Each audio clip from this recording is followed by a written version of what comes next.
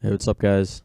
It's Jacob Hager. This is Toxic BMX, and today I wanted to redo the How to Choose Your First BMX Bike because that one was about a year and a half ago. So we have a little more knowledge now, and I have actually two bikes, so that's pretty sweet. So get to it right now. So the first thing that I want to talk about is the main part of your bike, which is the frame. So that's like this is for custom bikes, not stock bikes. If you're gonna buy a stock bike, just make sure it's chromoly frame, no high tense steel. Make sure it's sealed bearings. Make sure it's double wall rim, stuff like that. But anyways, so we'll go into it right now. So the frame, I don't know all this stuff on the frame. All I know is the top tube, and the difference between top tubes is like length. I ride a 20.8. My friend Brent, he's a little bit taller than me, rides a 21.25.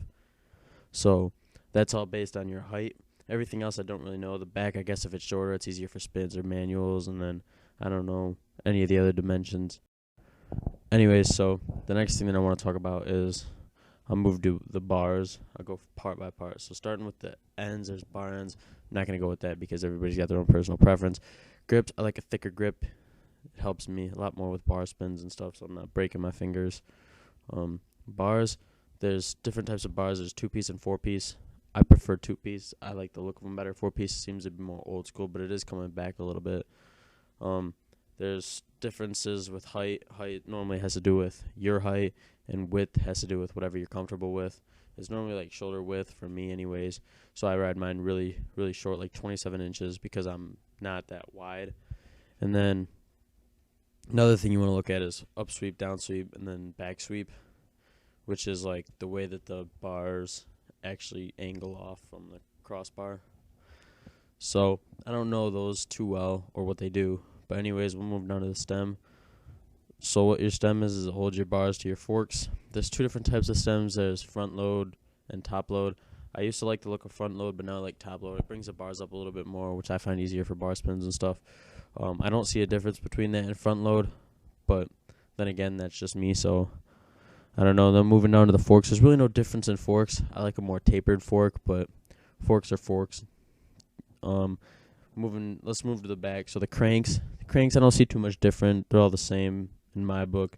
There's different lengths, but 175 millimeters is where it's at. That's like the most basic for any crank.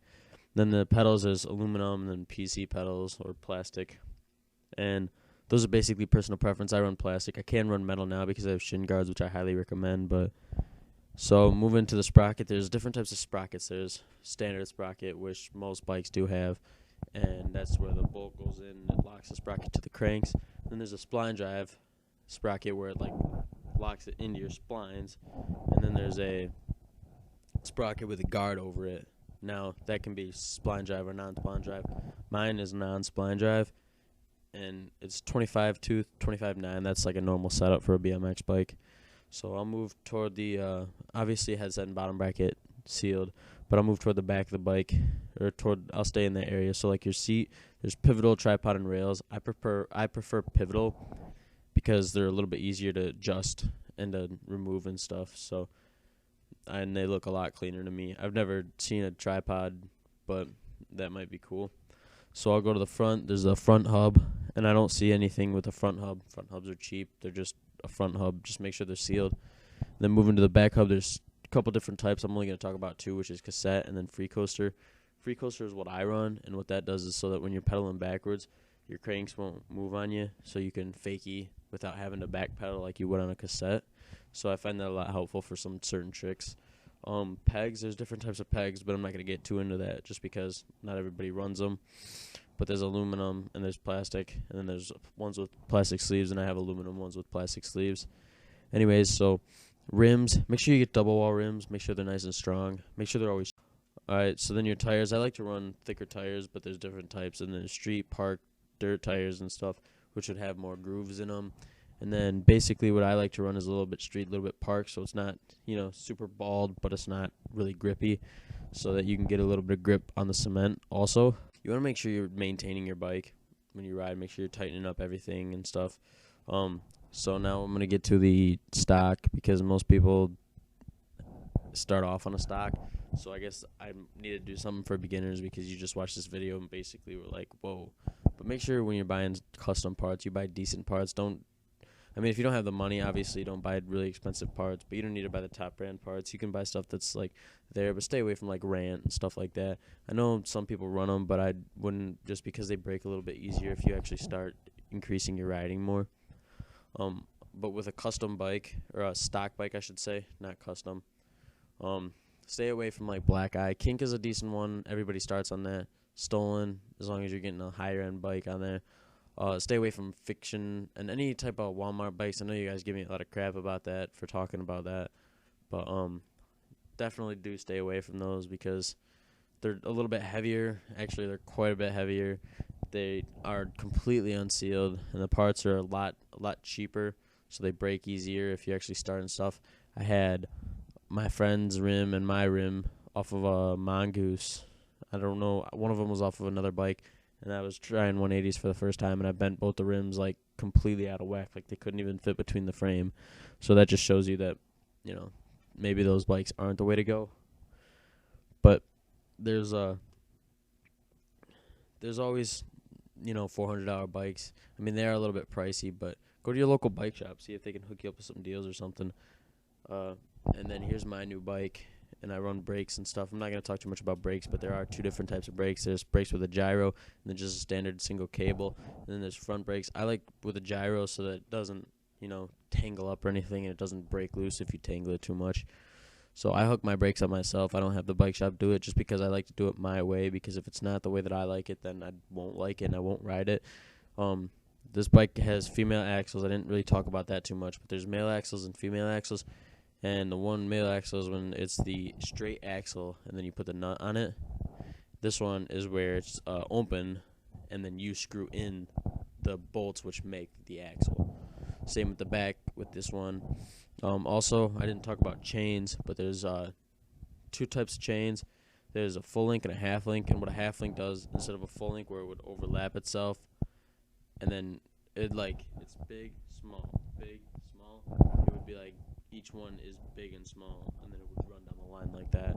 So that's kind of how that works. Also, don't worry about weight too much when you're first picking out your bike, because I have a really heavy bike right now. This one's 23.3 pounds, which is pretty light, but this one's 26.5 pounds. So it's a little on the heavier side. But don't worry about weight, especially when you're first starting out. You want to worry about getting yourself a bike, something that actually rolls.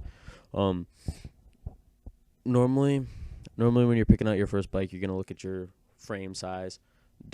If you're young, don't go with the 21-inch. You always have time to grow into it and find out what you want. But starting with the 21-inch is going to keep you from doing certain tricks, like 180s or something that might be a little bit more advanced. Bunny hops, obviously, are going to be the same, so don't base it on how high you can bunny hop on a certain size frame.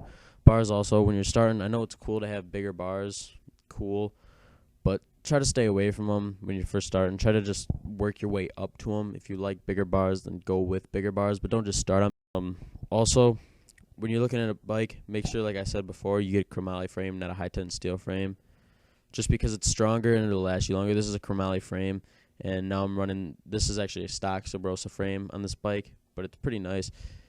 And also with cranks, there's 2-piece, 3-piece, and 1-piece cranks.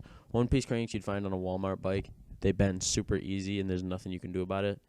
2-piece cranks is what I'm running. They're really strong, and they're a lot easier to maintain, in my opinion, just because you only have one arm that can come off. These ones are 3-piece cranks. Profiles are 3-piece cranks. Profiles are great cranks, so don't get me wrong there. But mine, the size too, make sure you watch your size when you buy them, because mine were 22 millimeter, which means I had to switch out my sprocket and my bottom bracket, which kind of screwed up everything, made me spend a lot more money. So make sure you watch that too. It's not always the coolest thing to have a loud hub. It is cool, but it does wear out your bearings really well if you wipe all the grease out of it. And if you bend those little springs in there, that also does a lot more work and damage to it. So I run a free coaster, so I don't have to worry about that. It's dead silent. So I used to have like the loudest bike at the park, and it got really annoying. So switched over to a silent one. So that's sweet. Also, when you're going to the skate park, just some things you should know when you're first starting going to skate parks is just, play it cool.